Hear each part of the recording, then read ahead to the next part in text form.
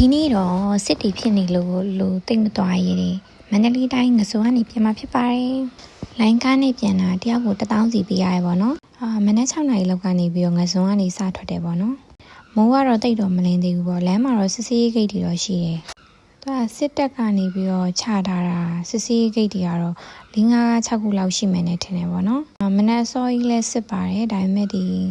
နာဝဝင်းကျင်မျိုးဝသူတွေဆိုလို့ရှိရင်တော့တိတ်တော့မစစ်ဘူးပေါ့နော်ပေးပြီးတော့လွတ်တယ်ပေါ့နော်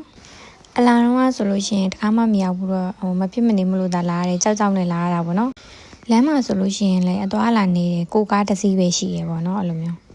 လမ်းကတော့မန္တလေးဆိုရင်တော့တနားရီဝဲလောက်တော့မောင်းရမယ်နဲ့ထင်တယ်အဲ့တော့လမ်းမှာနည်းနည်းတော့ခြောက်ချရတာပေါ့နော်အမှသာကြည့်လိုက်တော့အန်တီကတော့တလန်းလုံးပတိတိစိတ်ထားသူဘယ်လောက်ကြောက်လဲဆိုတော့အညာမှာတော့အေးတော့အေးနေရပေါ့နော်ညဘက်ဆိုလို့ရှိရင်တော့တော်တော်အေးတယ်နေငယ်ဘက်ကတော့ပူတာပေါ့နော်ဒီဆိုင်လေးမှာဓာတ်တွေတွေ့တော့ဓမ္မဝယ်ချင်တာဒါပေမဲ့တေးလို့မရဘူးတဲ့ကားသမားအစစ်ဆေးတွေရှိတော့ဓာတ်တေးလို့မရဘူးဆိုလို့မဝယ်ခဲ့ရပါဘူးရှင်အညာကိုသိမရဘူးတဲ့သူမလို့လားမသိရှူကင်းကြီးကအရန်လာတာပဲထမ်းမင်ထမ်းတော်ရနဲ့လေလုံးဝမနဲ့နေထွက်လာတဲ့ရှူကင်းကလေတအားကိုလှတာအညာမှာတော်တော်ကိုပျော်နေပြီပေါ့နော်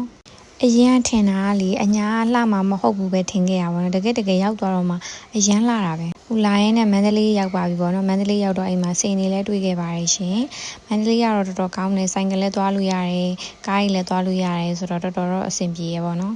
ကျမကတော့အရာဝတီတို့ဆိုပေမဲ့လို့လည်းအညာမှာပြောနေပြီပေါ့နော်ပြန်တော့မန္တလာမင်းကားနဲ့မန္တလေးရောက်တော့မန္တလာမင်းကားလက်မှတ်ဖြတ်ထားပြီးသားဆိုတော့တခါရဲကားပေါ်တက်ပြီးတော့ကားထွက်တဲ့အချိန်နဲ့တန်းတူတယ်ပေါ့နော်ကား7နာရီခွဲထွက်ပါတယ်ဟိုကနေမနက်6နာရီငစုံကနေထွက်လာလိုက်တာဟိုလိုင်းကားဆိုတော့ဟိုရက်ဒီရက်နဲ့ဆို7နာရီခွဲကားထွက်ခါနီးမှာမန္တလေးရောက်တယ်ပေါ့နော်တဲ့အခုကတော့မန္တလေးကနေပြီးရန်ကုန်တခါရဲတိုက်ရိုက်ပဲပြန်လာလိုက်တော့ပါပေါ့နော်မန္တလာမင်းကားကလည်းတော်တော်စီးလို့ကောင်းပါတယ်ရိုးတန်းနဲ့ပြန်လာတာတယောက်ကို3000နဲ့1000ပေါ့နော်VIP ဆိုလို့ရှိရင်တော့တယောက်ကို4300လို့ပြောတယ်ပေါ့နော်ဒါပေမဲ့ညိုတို့ကတော့ရိုးနဲ့ပဲပြန်လာခဲ့ပါတော့တယ်လမ်းမှာလည်းတောင်တန်းတွေရှိရပေါ့နော်ရောက်တော့မရောက်ဘူးဒါပေမဲ့လို့တောင်ကုန်းတွေကိုလှမ်းကြည့်ရတာပြီးတော့ကားစီးရင်နဲ့လှမ်းကြည့်ရတဲ့ feeling ကဘာနဲ့မှမလဲနိုင်အဲ့မှာ CD ဆိုလို့ရှိရင်လည်းတဲထားတာအရန်ကိုတက်ပေတယ်ပေါ့နော်တလန်းလုံးအိတ်လိုက်နိုးလာလို့ရှိလို့ရှိရင်ရှူကင်းတွေကြီးလိုက်နဲ့လာလိုက်တာရန်ကုန်ဘလို့ရောက်လို့ရောက်သွားမှန်းတော့မသိဘူးတော်တော်အချိန်ကိုမြန်နေပေါ့နော်အပြန်ကြောက်လမ်းမှာအစေးစေးလုံးဝမရှိဘူးပေါ့နော်ပတ်ဖို့နေလည်းမစစ်ဘူးကဲဒါကတော့ရန်ကုန်ပြန်ရောက်ပါပြီပေါ့နော်